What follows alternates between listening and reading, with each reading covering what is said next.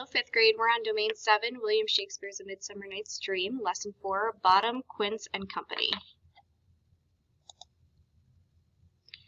Today we're going to compare characters in Midsummer Night's Dream from Act 1, Scene 1, and we're going to describe the relationships between characters and identify the character's motivation. Some key vocabulary for today is weaver, a person who works making fabric. Lamentable is regrettable and unfortunate. Scroll is a paper roll with writing on it. Tyrant, harsh ruler. Gallant, in a noble way.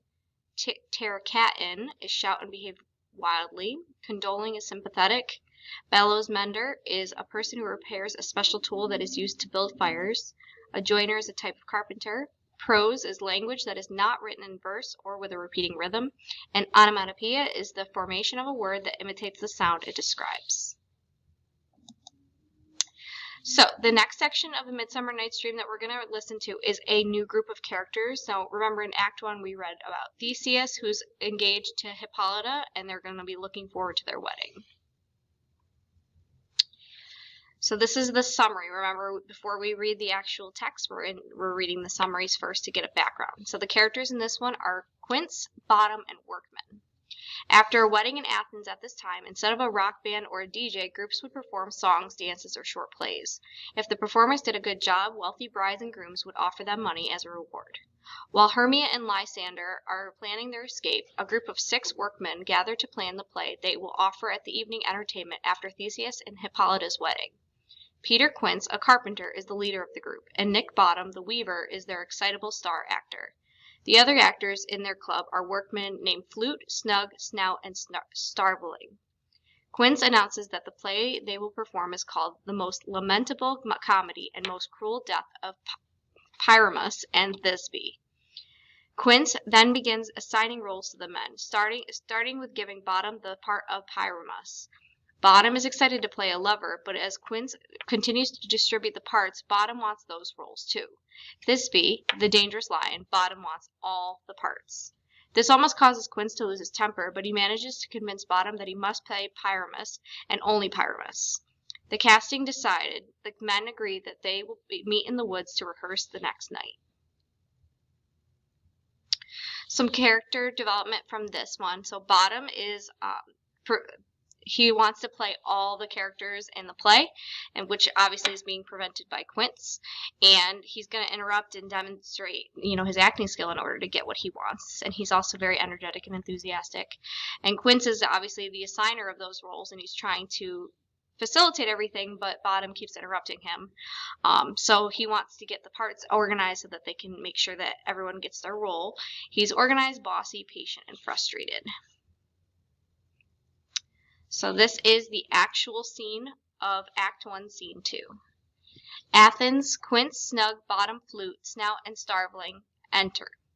Quince, here is the scroll of every man's name who is thought fit through all Athens to perform in our play before the Duke and the Duchess on his wedding day at night. Bottom, first, good Peter Quince, say what the play is about, then read the names of the actors. Quince, marry, our play is The Most Lamentable Comedy and the Most Cruel Death of Pyramus and Thisbe. Bottom, a very good piece of work, I assure you, a merry. Now, good Peter Quince, call forth your actors by the scroll. Quince, answer as I call you, Nick Bottom, the weaver. Bottom, ready, name what part I am for, and proceed. Quince, you, Nick Bottom, are set down for Pyramus. Bottom, what is Pyramus, a lover or a tyrant? Quince, a lover that kills himself most gallant for love. Bottom, that will ask some tears in the performing of it. If I do it, let the audience look to their eyes, I will move storms to the rest. Yet my chief humor is for a tyrant. I could play a part of a Terracatin. The raging rocks and shivering shocks shall break the locks of prison gates. This was lofty. Now name the rest of the players. This is the tyrant vain. A lover is more condoling.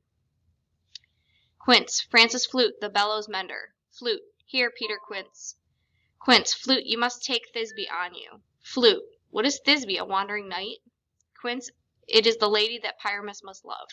Flute, nay, faith, let not me play a woman. I have beard coming. Bottom, let me play Thisbe too. I'll speak in a monstrous little voice. Thisne, Thisne, ah, Pyramus, lover dear, thy Thisbe dear and lady dear. Quince, no, you must play Pyramus, and Flute, you Thisbe. Bottom, well, proceed. Quince, Snug the joiner, you must play the lion's part, and I hope here is a play fitted. Snug, have you the lion part written?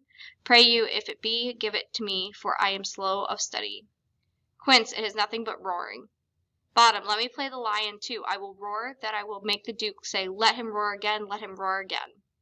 Quince, you can play no part but Pyramus, for Pyramus is a sweet-faced man, a proper man, as one shall see in a summer's day. A most lovely gentleman-like man. Therefore you must needs play Pyramus. Well, I will undertake it. Quince, Master, here are your parts, and I am to entreat you, request you, and desire you to learn them by tomorrow night, and meet me in the wood, a mile without the town, by moonlight. There will we rehearse. I pray you, fail me not. Bottom, we will meet, and there we may rehearse most courageously. Take pains, be perfect. Adieu. All exit. So remember, we had already talked about being a course smoother. So you're going to play the part of someone who's going to be like an advice columnist, someone who's going to try and figure things out and solve problems. So here is your course smoothing task. Duke Theseus is busy selecting the entertainment for his post-wedding reception.